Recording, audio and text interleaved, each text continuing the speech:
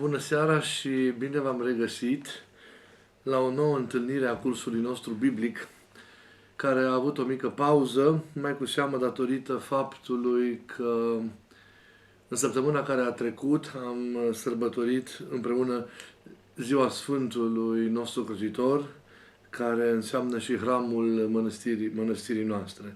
Dar încetul cu încet, odată cu așezarea toamnei și activitățile noastre, se pun pe o linie frumoasă în ceea ce înseamnă mersul înainte și la fel și cursul nostru.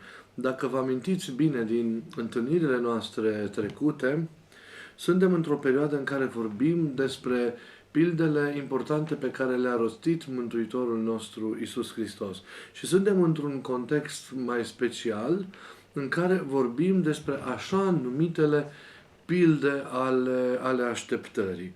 Din această categorie a pildelor așteptării face parte și pilda de care doresc să ne ocupăm în seara aceasta.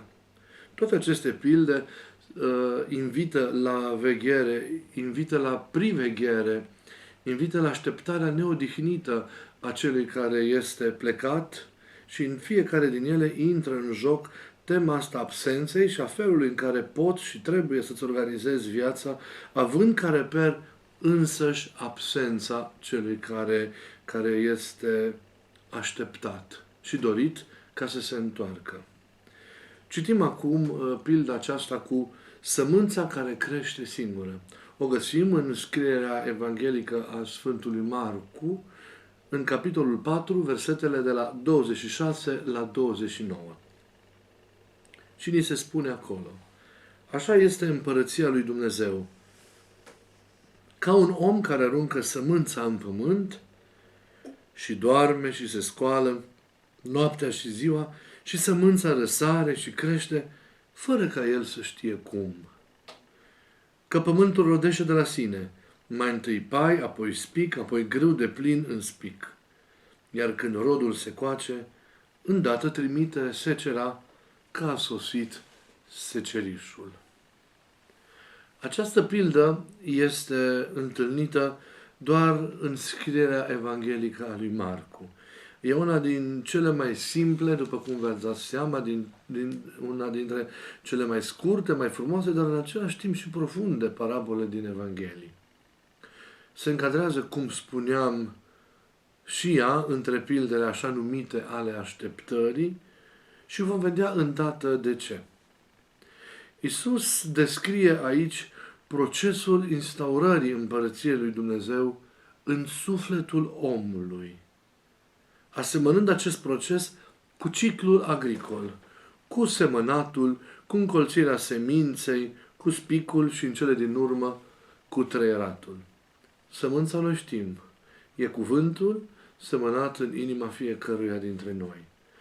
În general, scenariile mesianice curente în perioada respectivă prezentau instaurarea aceasta a împărăției lui Dumnezeu ca pe o cleștare violentă între forțele binelui și ale răului, între ocupant, în cazul de atunci cel roman, și poporul lui Israel. Ei, contrar acestei viziuni, Iisus prezintă instaurarea împărăției pe pământ ca pe un proces natural, frumos, liniștit, coerent,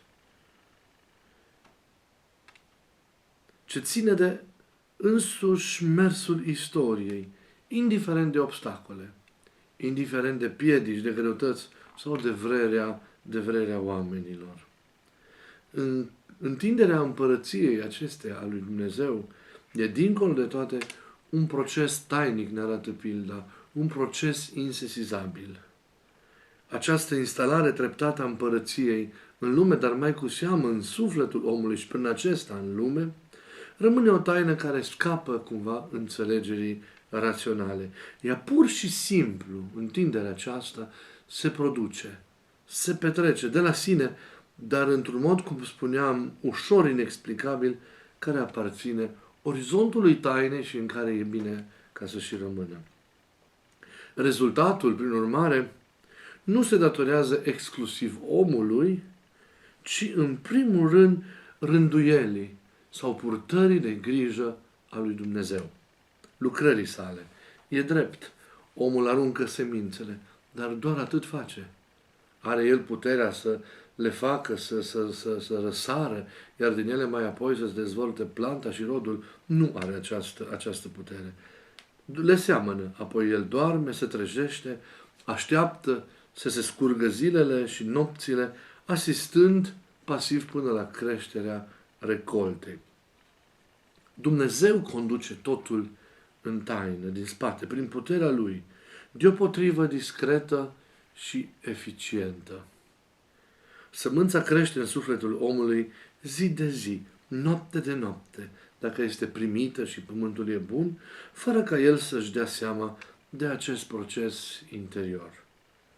Să intrăm acum, cumva pornind de la aceste lucruri preliminari, mai în profunzimea înțelesurilor și să ne apropiem astfel, încet, încet, de tema pe care am și anunțat-o la începutul întâlnirii, tema timpului, tema așteptării, a modului în care și timpul și așteptarea sunt văzute din perspectiva acestei pilde.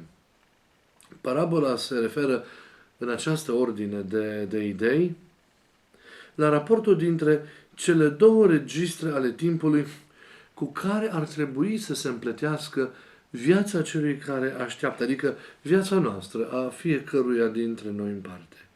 Astfel, ni se vorbește, pe de o parte, despre marele ciclu al însămânțării și recoltei, marele ciclu al existenței, marele ciclu al vieții, al arcului dintre început și sfârșit, și pe de altă parte, de ciclul minor al vieții cotidiene, al destinului individual, ciclul de zile și nopți, ciclul muncii, al somnului, al stării de veche, practic ciclul vieții zilnice cu toate preocupările ei. Sunt deci, dacă luăm bine aminte, două feluri de timp despre care se vorbește în această parabolă. Timpul mare, timpul acela ceresc și timpul mic, care nu este revărsarea viitoare a veșniciei în eternitate, cum vom vedea. Timpul mare nu e, deci, capătul timpului mic. Timpul mare lucrează deja, nevăzut, dar sigur, la temelia timpului mic. El e, de fapt, deja prezent. Timpul mare e timpul atotcuprinzător și care e strâns, sudat de veșnicia lui Dumnezeu și care încadrează, dă un contur în cadrul căreia să funcționeze, să ființeze timpul acesta mic. El este timpul înalt, este timpul superior. Problema e că, în mod curent, noi nu suntem obișnuiți ca să trăim în el. În mod curent, noi nu suntem prezenți în el. Mă refer la timpul acesta mare. Noi, practic, trăim doar într-o jumătate a timpului. Și credem că această jumătate înseamnă tot timpul. Timpul întreg. Dar nu este așa. Timpul acesta e evident, acesta al vieții zilnice, e oarecum tangibil, îl atingi fără însă să-l poți opri. Există riscul de a rămâne captiv în el, dacă nu știi cum să-l privești, cum să-l abordezi, cum să-l înțelegi, dacă nu știi cum să îl trăiești. Există riscul captivității în acest acum. Așadar, ceea ce noi înțelegem ca timp nu este întreg timpul, după cum și ceea ce noi vedem cu ochii și simțim cu celelalte organe, nu înseamnă întreg spațiul. Există spațiul mare, care închide spațiul existenței noastre imediate, după cum există și nemărginirea lui Dumnezeu, spațiul cu ghilimelele de rigoare al împărăției. Dar există și pericolul captivității în spațiul acesta imediat, în acest aici. Ei, parabolele Domnului, cum este și cazul acestei parabole despre sămânța care crește singură, își își propun să reașeze cumva conștiința noastră în cadrele timpului mare, în cadrele timpului total. Practic, prezentul cotidian e important să fie trăit mereu cu conștiința proiectării sale pe fundalul timpului acestuia mare, ca fiind proiectat, da, în acest timp mare. Ni se cere să cuplăm timpul zilei cu timpul mare, în cele din urmă cu timpul împărăției, de care el e strâns legat. Timpul care ți s-a dat, cu sursa din care ți s-a dat acest timp. Trebuie să trăiești simultan, de fapt, în cele două registre ale timpului. Timpul tău, în care ești singur, și timpul lui Dumnezeu, în care ești însoțit, în care nu e solitudine. A te raporta la timpul împărăției înseamnă a trăi deopotrivă viața agricultorului, din pildă, și viața seminței. Apoi, dragilor, mai este o altă idee importantă. Cel ce trăiește ciclul acesta terestru știe că el se va încheia pe neașteptate. Vine, ați auzit, în Evanghelie, vremea secerișului. Cum spune în final? Când rodul se coace, îndată este trimisă secera, că a sosit secerișul. Deci, timpul acesta se încheie pe neașteptate și cel care trăiește în el trebuie să știe acest lucru, să aibă conștiința aceasta. Fie că e vorba de a doua mare venire a celui așteptat, a mirelui nostru, a Domnului nostru, fie că e vorba de ieșirea noastră din această viață prin experiența morții corporale, a morții individuale. Așteptarea noastră trebuie să aibă, prin urmare, o calitate extraordinară, o calitate deosebită. Să fie capabilă să conlucreze cu neașteptatul. Să aibă o neîntreruptă raportare la acest moment ce în clipa de față nu se poate anticipa, dar care este o realitate iminentă, care se va produce în mod cert, sigur, la un anumit moment. Deci, o realitate care nu se poate anticipa acum, dar care ne poate surprinde în orice clipă. Ei, să poți să conlucrezi cu acest neașteptat este cu adevărat o filozofie a vieții. Amintiți-vă mereu că părinții ne spun că adevărata înțelepciune este gândul la moarte. Nu gândul la moartea în sine ca realitate, și care ne tulbură și ne descumpănește de atâtea ori, pentru că, așa cum știm, nu am fost făcuți pentru a o experimenta în forma aceasta. Este una din urmările teribile ale căderii lui Adam. Dar noi prin Hristos îi dăm un sens și acestei morți, care nu mai e un zid de care să ne izbim, ci o poartă, este o punte care ne duce din cele de aici în cerul lui Dumnezeu, din cele fragile și delicate, cum sunt celele vieții acestea, la cele stabile și nesfârșite și fericite ale împărăției lui Dumnezeu din veșnicie.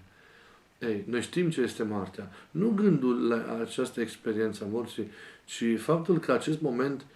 gândul la faptul că acest moment ne poate surprinde pe neașteptate. Și este important să fim în stare bună în momentul în care acest neașteptat se produce. Să trăim cu foros viața, pentru că de modul în care o trăim depinde, așa cum vă spuneam adeseori, modul veșniciei noastre. Și pentru că acest neașteptat se poate produce, repet, oricând, noi în orice moment trebuie să fim în starea aceea de a-L întâlni pe Dumnezeu. Să fim într-o astfel de rânduială frumoasă a vieții.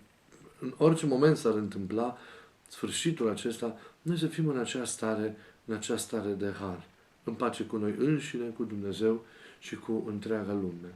Da, e o adevărată filozofie de viață gândul acesta la moarte.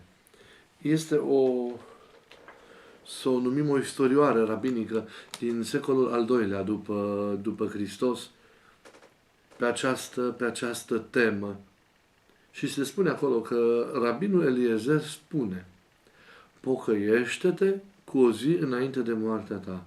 Dar ucenicii l-au întrebat pe rabinul Eliezer, cum poate să știe un om în ce zi va muri? Rabinul le-a răspuns, tocmai de aceea ar trebui să te pocăiești încă de azi, pentru că mâine mori. E o pildă tare frumoasă, care mi-e tare dragă. Nu știm nici când vom ieși din această lume, dar nu știm nici când se va întoarce Domnul. Dar este important să înțelegem că avem datoria de a împlini lucrurile la timp, în timpul acesta care ni s-a dat. Nu e un lucru ușor acesta care ni se cere, să-ți împlinești datoriile în timpul acesta, dar să fii capabil de conectare continuă și cu timpul mare, cu împărăția, cu Dumnezeu. Sunt planuri diferite de existență în care ți se cere să te miști cu ușurință. Nu e ușor a fi prezent aici, fără să fii nicio clipă absent din dincolo. E un exercițiu, cum spuneam, oarecum dificil, dar este esențial. Ți se cere să trăiești și în timp, dar și în afara lui. Să consimți și la destinul tău pământesc, însă ne uitând că este un destin de tranzit. Să consimți și la cel al lui Dumnezeu, la destinul tău ceresc, care este destinul tău mare și esențial. Să fii între oameni și totodată cu Dumnezeu nu este o îndeletnicire la îndemâna oricui. Ni se cere să nu ne instalăm confortabil și suficient în cele ale vieții curente, să nu acordăm, așa cum zicea frumos cineva, actualității dimensiuni monumentale. Ni se cere, cum se spune tare frumos în Evanghelia apocrifă a lui Toma, să fim pur și simplu trecători. Pentru că aceasta este calitatea noastră, de a fi trecători. Suntem trecători în această lume. Să nu ne închidem în aici. Să nu reducem totul la aici, să nu reducem totul, cum spuneam, la acum. Timpul acesta, care mereu trebuie înțeles pe fundalul timpului mare, trebuie înțeles ca fiind prins în veșnicia aceasta de Dumnezeu, are sens câte vreme tu îl încadrezi într-un astfel de peisaj. El nu poate fi rupt de realitatea aceasta mare care este în spatele lui. Ceea ce este în spatele lui dă sens timpului. E foarte important să aparții, evident, pentru că trăiești aici, și realității de aici, dar și a celeilalte, cu care deja trebuie să te obișnuiești. E o înțelepciune a vieții aceasta. Să trăim frumos, să trăim responsabil, să trăim adevărat, bucurându-ne de tot ceea ce înseamnă viața de aici, de tot ceea ce Dumnezeu ne-a oferit, de oamenii de lângă noi, de realitățile vieții, de lumea aceasta minunată, de creația asta splendidă în care am fost așezați. Dar în același timp să trăim frumos și responsabil, fugind de ceea ce este rău și construind mereu binele. Trăim mereu profund relația de iubire cu Dumnezeu și cu oamenii de lângă noi, surprinzând mereu esențialul, neconfundându-l cu colateralul, neconfundându-l cu decorațiile, cu lucrurile care sunt pe margine. Să surprindem mereu esențialul. Și doar atunci viața noastră poate căpăta cu adevărat un sens. Timpul trece. Zboară mai repede decât ne putem noi închipui. Ai impresia că îl poți opri. Ai impresia că clipele sunt aceleași. Nu sunt. Se aseamănă. Dar trec. Și odată cu trecerea lor, odată cu trecerea timpului acestuia de aici, de fapt, trecem și noi. Ca timpul acesta să aibă greutate și scop, ca trecerea noastră prin această lume, apropo de destinul acesta de trecători, să fie una veritabilă, e important să simțim deja și dimensiunea timpului mare, dimensiunea veșniciei. Nu e totul ceea ce e aici. Nu e totul acest timp, nu e totul acest spațiu. Pentru moment suntem cuprinși în aceste realități. Dar prin credință noi le depășim. Și deja trăim în timpul mare, deja putem trăi în timpul lui Dumnezeu, în timpul veșniciei, spre care viața noastră curge și atunci are un sens. Moartea nu este o epuizare și un final, este de fapt o revărsare în deplinătate. Spațiul de aici nu este totul. Ieșind din această lume pe poarta morții, noi descoperim plinătatea existenței. Ceea ce e mult, ceea ce e frumos, ceea ce e splendid, e dincolo de timpul și de spațiul acesta de aici. Să nu trăim ca și sclavii, ca și orbii, închiși aici. Cineva vrea să fim închiși, captivi, în timpul acesta și în spațiul acesta și să ne oferă o veșnicie mincinoasă în cele de aici. Nu! Totul e atât de frumos pentru că prevestește ceea ce va fi. Pentru că e un semn pentru ceea ce va fi.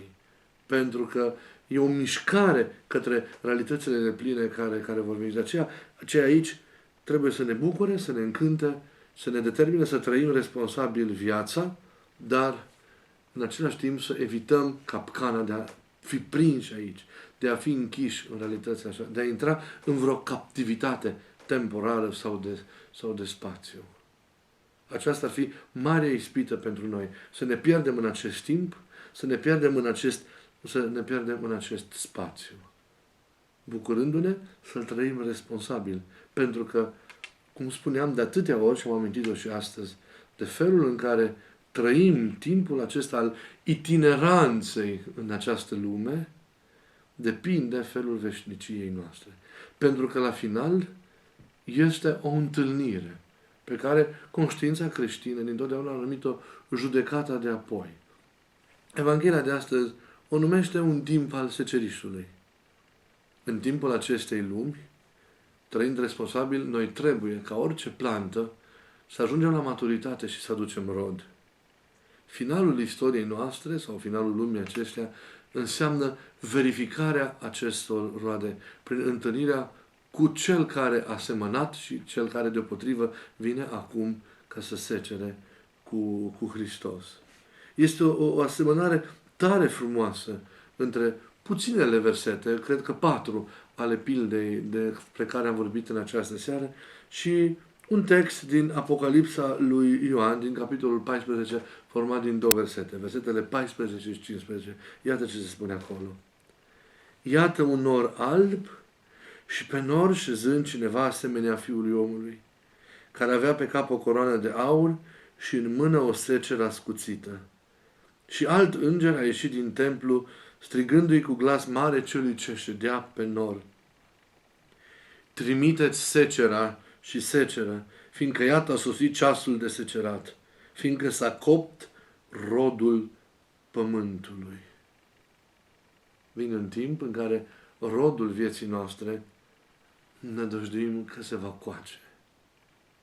Sperăm că rodul întregului pământ se va coace și starea de aici a existenței noastre se va transforma în starea binecuvântată de fericire a împărăției lui Dumnezeu. Și la fel, starea lumii de aici se va transforma în starea iarăși de a fi în împărăția lui Dumnezeu. Instaurarea împărăției, ne zice textul acesta apocaliptic, nu se poate face fără judecată, adică fără alegerea credincioșilor de ceilalți. Noi sperăm să fim cu toții pe rod. Să trăiți foarte frumos viața pentru ca ea să fie într-adevăr o existență pe rod. Și nu uitați, timpul acesta de aici nu este totul. El este îndublat de timpul cel mare și are sens prin raportarea lui la timpul cel mare, la timpul lui Dumnezeu, la timpul împărăției, în cel urmă la veșnicie. E o legătură între ele care conferă, repet, sens și greutate timpului acestuia. Trăiți-l frumos, trăiți-l cu bucurie, dar trăiți-l mereu responsabil. Mulțumesc din suflet pentru că în această seară ați îngăduit să fim împreună. Să vă rugați și pentru noi, după cum și noi o facem pentru voi. și să ne ajute Dumnezeu și duminică și mereu să ne vedem la liturghie și mai cu seamă în orice moment din zi să ne putem întâlni sufletește la ceasuri de rugăciune. Aveți grijă de voi, aveți grijă de oamenii de lângă voi, trăiți frumos în fiecare zi, la lucru, acasă, pe stradă, în timpul vostru liber, împreună cu ceilalți sau în solitudine, trăiți frumos, cu bucurie, cu recunoștință, fugiți de rău. Fugiți de rău. Și deja sunteți pe drumul care duce la plinătate și la veșnicie.